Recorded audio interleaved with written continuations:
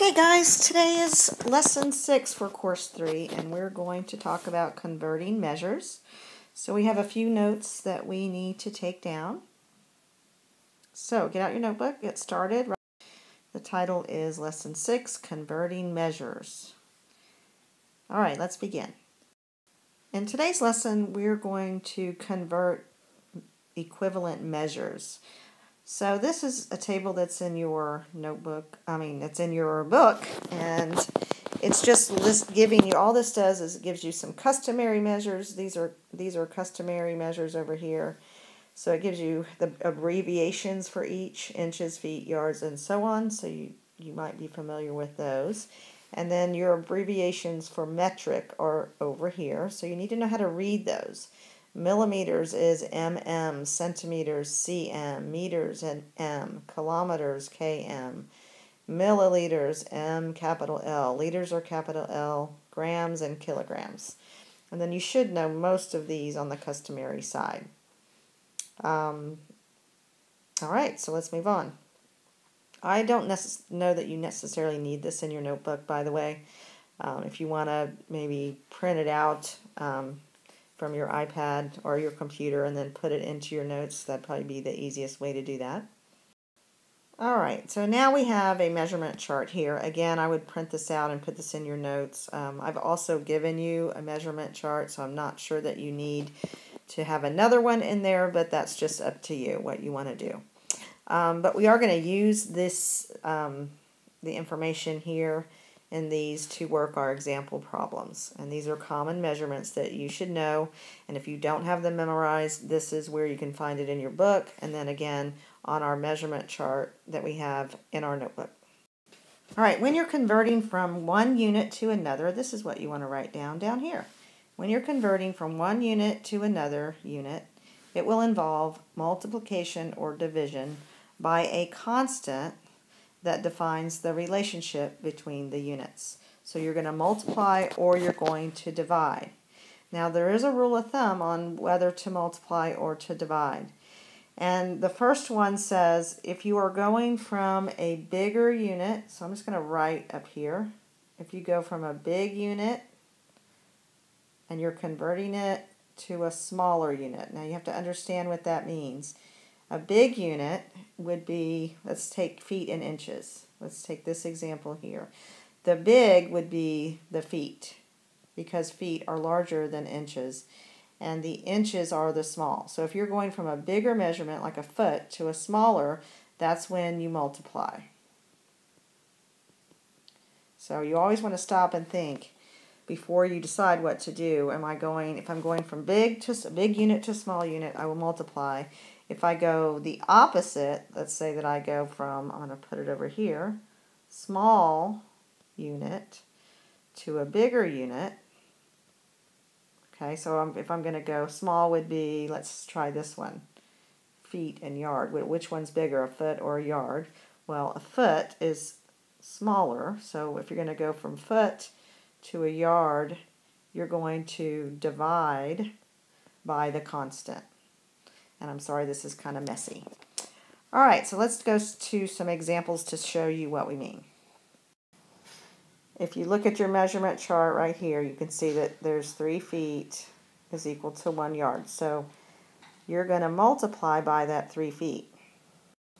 You can see that if you look here, here's your conversion factor. So 1 liter is equal to 1,000 milliliters. So 1,000 is what you're going to either multiply or divide by. So since liters is bigger than milliliters, all right, so you want to write this problem down. This is example 1. We have 4 examples today. Reggie took 36 big steps to walk the length of the hallway. If each big step was about a yard, then the hallway was about how many feet long? So what you want to write is that you have 36 big steps, and you want to convert that to feet. So 36 big steps. Okay, so 36 big steps equals how many feet? So it says that we're going to replace the big steps that they're about a yard. So this is really 36 yards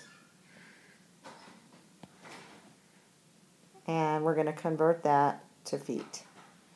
Now, again, when I told you that if you go from a big unit, yards is bigger than feet. So if we're going to go from a big unit to a smaller unit, then we're going to multiply.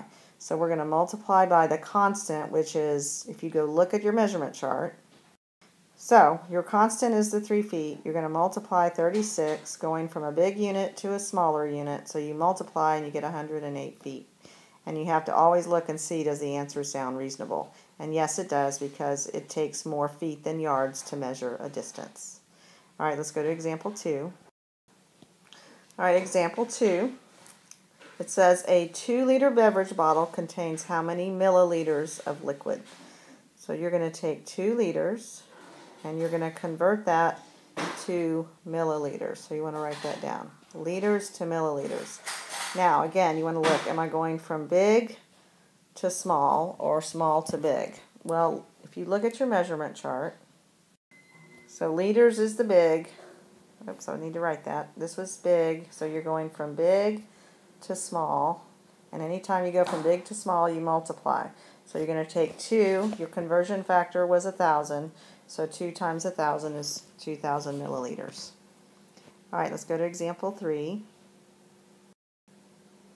Example 3, write this down.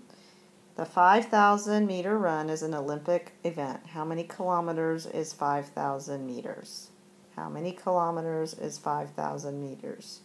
So you're taking a meter, 5,000 meters, and so you're going to go 5,000 meters, write that down, and it's equal to how many kilometers? km, how many kilometers? So it tells us that our conversion constant is 1,000 meters in every kilometer, and you can look at your chart to see that. So 1,000 meters in every kilometer. So this time we're going from small, because meters then is smaller, and we're going to big.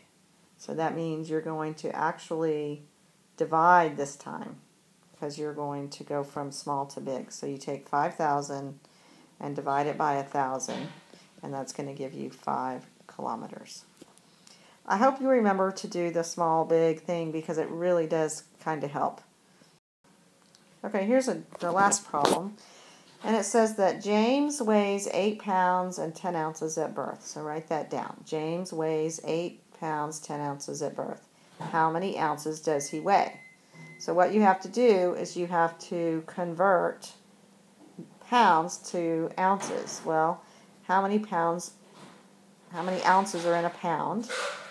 So you're going to convert 8 pounds, and you want to convert that to ounces. And you're going again from big to small. When you go from big to small, you multiply. So you would do 8 times, and how many ounces are in a pound? 16. So you're going to multiply 8 times 16. So 6 times 8 is 48. So it should be 128 ounces. Now, you're not done, because you still have to add this 10 in there. So if you add the 10, then you get 138 ounces. Pretty simple. All right, I think that's it. So let's show you the practice set, 3 problems. So see if you can get this done, and we will see you in class. Take care.